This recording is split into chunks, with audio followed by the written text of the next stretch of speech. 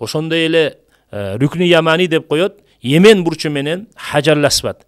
Ошол экөөнүн ортосунда кылынган дуа кабыл болот. А бул жерде пайгамбарыбыз саллаллаху алейхи ва саллям эмне деген?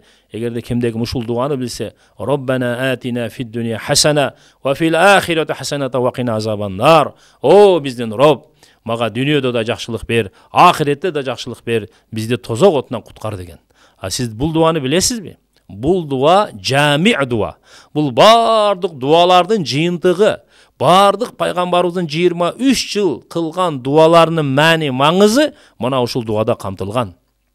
Миллиондогон миллиарддаган дуалардын мааниси мына ушул дуанын ичинде камтылган. Бул дуаны биз менен сиз билебиз, көпчүлүгүбүз билебиз. Бирок окуганда маани бербейбиз да.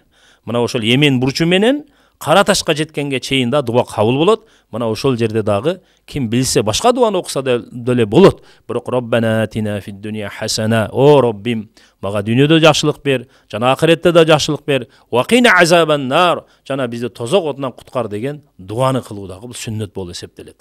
Андан кийин ошол Маками Ибрахим деп коет. Ошол жерде кичине бир күмбөзгө окшогон нерсе турат, ошол жерде жасалып турат. Ошонун ичинде Ибрахим алейхиссалам таштын үстүнө чыгып Кабаны курганда, таштын үстүгө чыккан Ибрахим алейхиссалам бутунун изи ошол жерде турат. Ошону Маками Ибрахим деп коет.